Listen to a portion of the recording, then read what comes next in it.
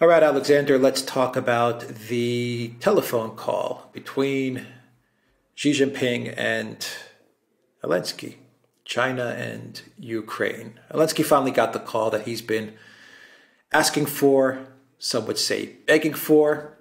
A couple of quick thoughts. Xi Jinping still has not talked to Biden.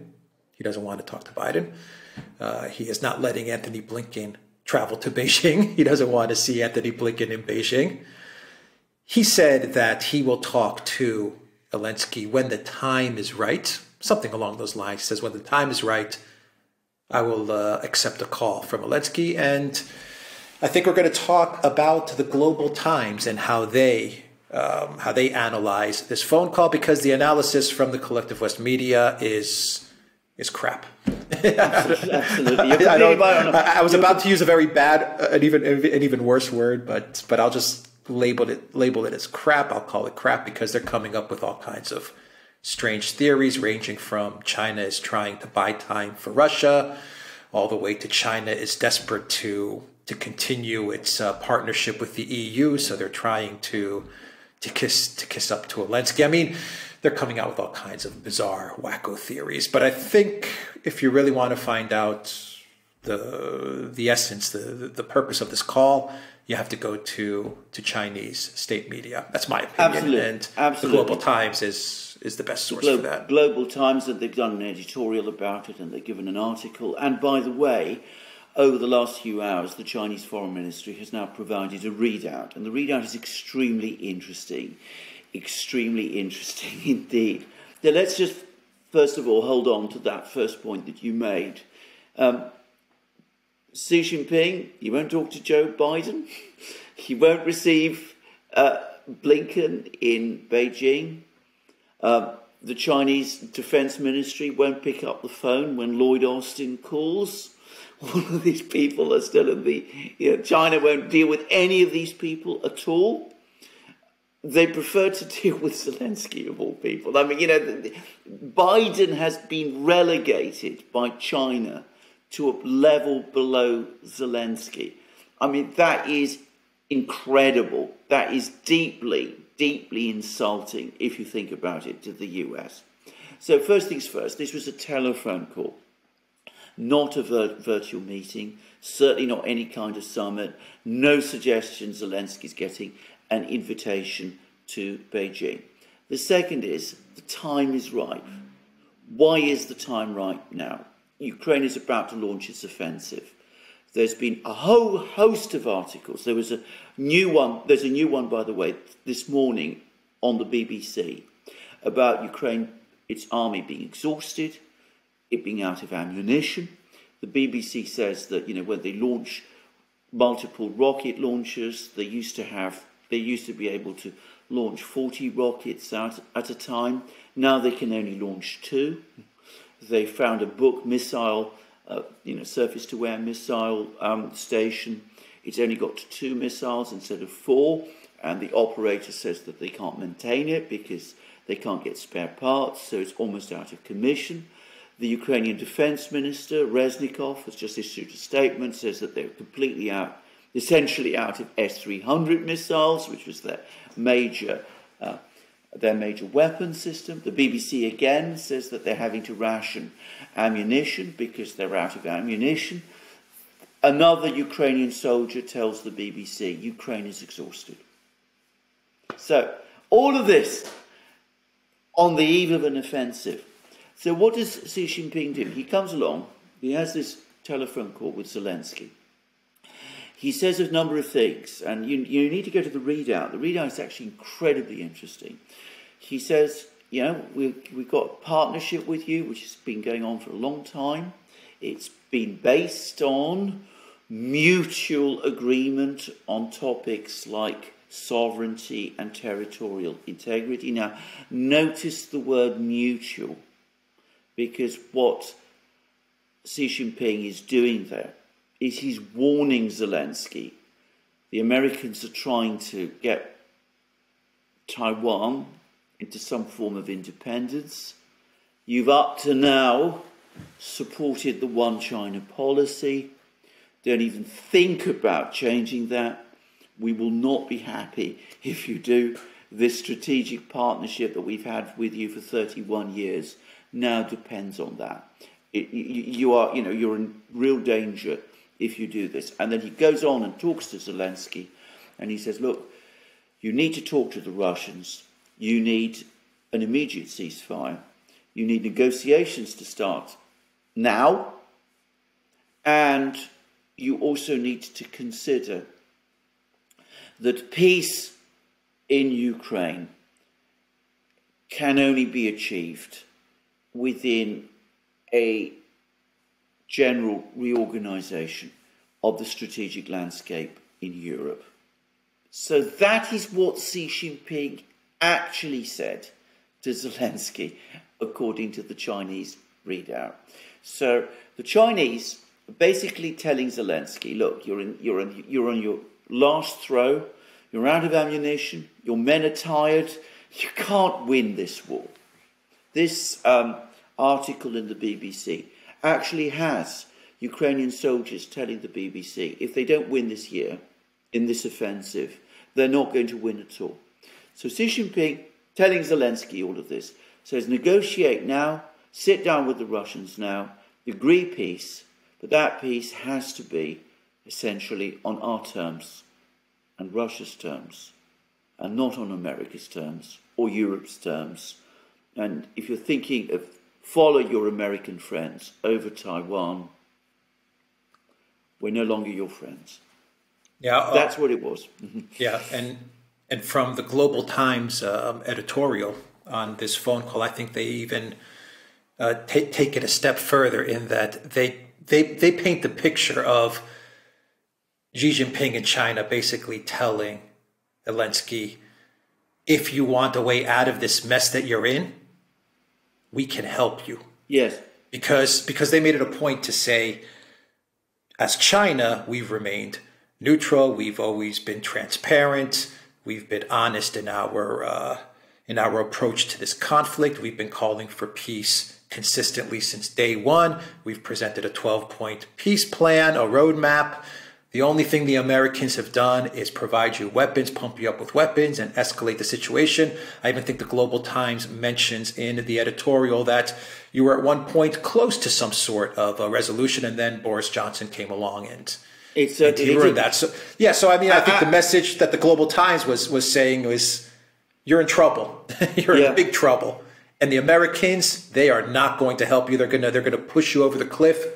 But we can help you. Actually, the Global Times even said that look at what China did with Saudi Arabia and Iran. Yeah. It's not the same exact thing because they're not at war like Russia and Ukraine, but we did it for them. It's not going to be an easy process, but we can help you if you want out. If you want a way out, we may be able to provide it for you. Absolutely. And in fact, it comes with that particular editorial comes with an extremely striking cartoon, making exactly that point. The cartoon has Uncle Sam, somebody dressed up as Uncle Sam, pouring petrol on the fire, the blazing fire, which is Ukraine, and the Chinese fireman with, his hose coming to help to put the fire out. He's there. He's ready to help. Exactly the way you said. It's exactly what the Chinese are saying. The Chinese are saying, the Americans have led you up the garden path. They've led you into this mess.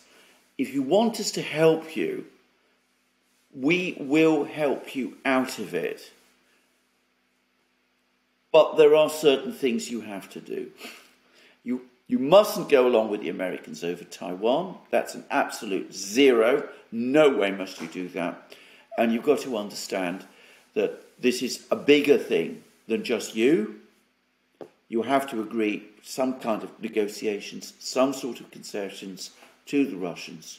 But there also needs to be a general peace in Europe. And we're going to send a representative to talk to you directly, visit your country, and we're also going to visit other European countries as well, by the way. And that was very clear from the readout. We're going to send people to Germany, to France, to all of these countries.